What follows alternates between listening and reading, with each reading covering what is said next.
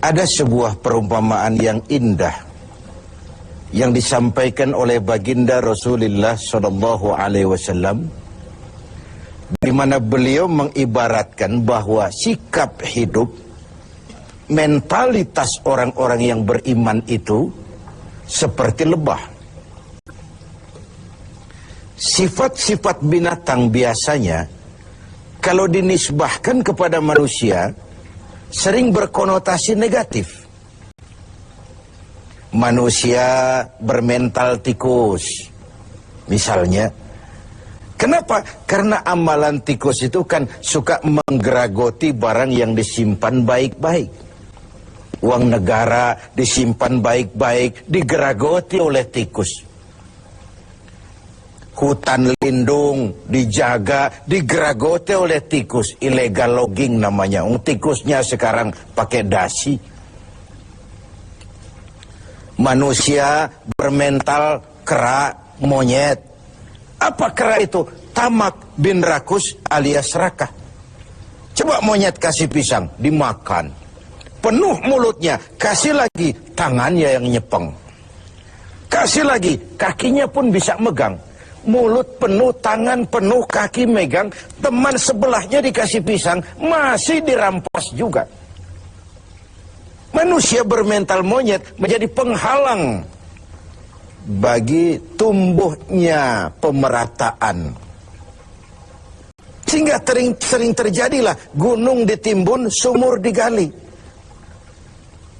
Gunung yang sudah tinggi itu ditimbun, sumur yang sudah dalam itu pun masih digali lagi. Jadi sifat binatang kalau dinisbahkan kepada manusia sering berkonotasi negatif. Tapi kali ini Rasul mengibaratkan mentalitas seorang mukmin seperti lebah, tawon. Apa sih lebah itu? Dan kenapa orang mukmin seperti itu? Mari kita kaji lebah ini. Yang pertama, lebah itu yang dihisap selalu saripati bunga. Belum pernah lebah makan yang lain. Belum pernah kita dengar ada lebah makan oncom, lebah makan tahu, lebah makan lempeyek. Belum pernah. Yang dihisap selalu saripati bunga. Ini potret. Orang beriman itu mentalitasnya selektif. Yang dimakan yang Allah ridha, yang diminum yang Allah ridha, yang dimakan yang Allah ridha. Selektif dia. Karena apa? Karena yang kita makan, yang kita minum akan masuk ke perut besar, digiling oleh perut besar, melahirkan energi, menggerakkan sel-sel pembuluh saraf. Kalau itu dihasilkan dari makanan haram, kita akan cenderung berpikir yang haram juga. Gak ada maling mikirin majelis taklim. Yang dipikirin rumah siapa lagi nanti malam. Karena itu umat ini orang beriman selektif. Yang diminum yang Allah ridha, yang dimakan yang Allah ridha, yang dipakai pun yang Allah ridha. Itu mentalitas. Kita hidup di zaman di mana dunia makin mengglobal. Persaingan semakin tajam dan ketat. Tapi seiring dengan itu, kita makin banyak punya pilihan. Jangankan soal makan dan minum, soal ibadah saja, orang sudah banyak pilihan sekarang ini. Di depan rumahnya ada masjid. Dia sholat Jumat ke masjid lain yang lebih jauh. Dia mau bayar taksi. Waktu orang tanya, bung, depan rumahmu kan masjid, kenapa kau berongkos sholat ke tempat yang lebih jauh? Apa jawabnya? Saya sholat di sana merasa tambah ilmu, mas.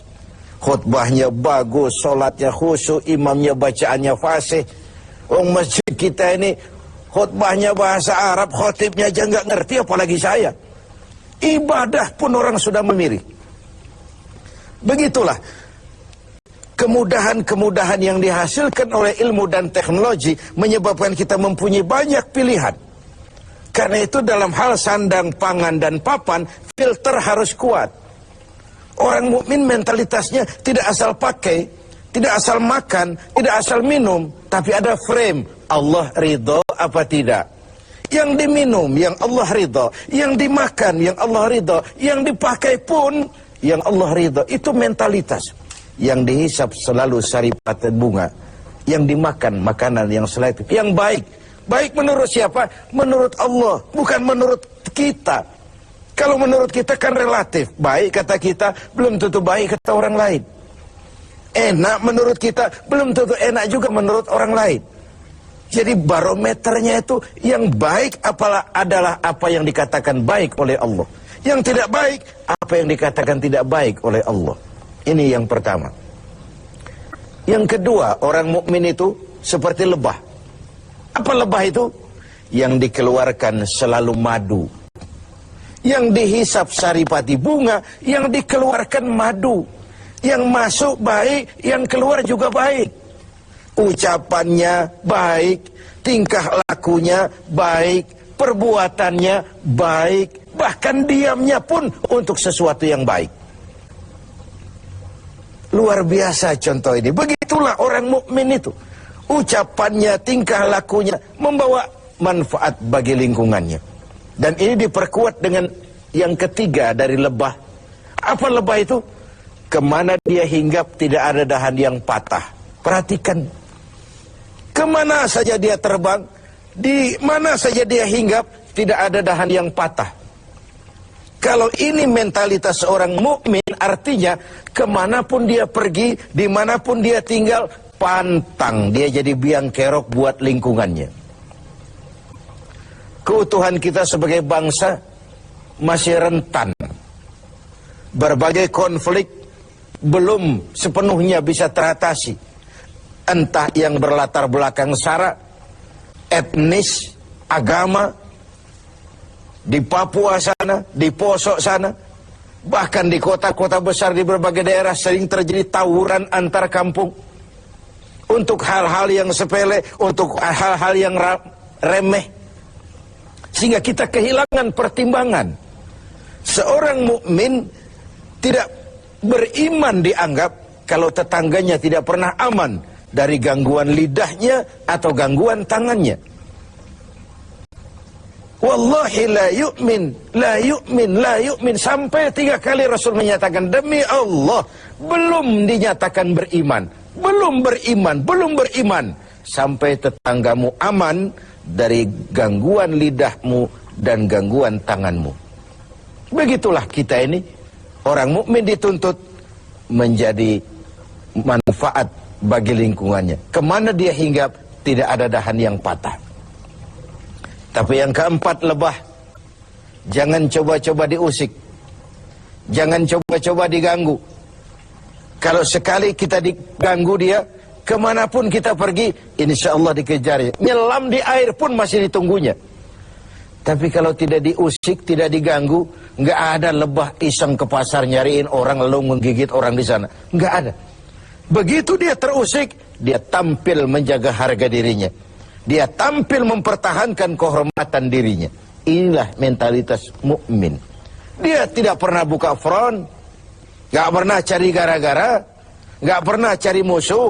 Tapi bertemu musuh pun dia pantang lari. Pemirsa TV 7 yang berbahagia, kita sarikan dari 4 mentalitas ini. Pertama, orang mukmin adalah orang yang selektif. Karena kita tahu bahwa makanan dan minuman sangat mempengaruhi bukan saja pertumbuhan biologis kita, tapi juga pertumbuhan daya pikir kita. Karena begitu makanan dicerna oleh anggota tubuh kita, lalu ditransfer ke seluruh jaringan-jaringan tubuh, melahirkan energi yang menggerakkan sel-sel pembuluh saraf, maka dia akan cenderung kembali dari mana makanan dan minuman itu berasal. Kalau dia berasal dari barang yang haram, dia akan cenderung menggerakkan sel-sel pembuluh saraf untuk cenderung berpikir tentang yang haram juga. Akibatnya perbuatan pun akan mengarah kepada yang haram. Inilah Ramadan, di mana dari yang halal saja kita mengatur diri, menahan diri, konon lagi dari yang haram. Dari yang jelas halalnya kita kendalikan diri, kita atur, kita tata sedemikian rupa, konon lagi dari yang haram. Lalu yang kedua, seorang mukmin harus menjadi rahmah bagi lingkungannya. pantang dia jadi biang kerok bagi lingkungannya. Kita tahu bahwa ada 3 tujuan penjajahan itu. Pertama, ekspansi kekuasaan. Yang kedua, dominasi ekonomi.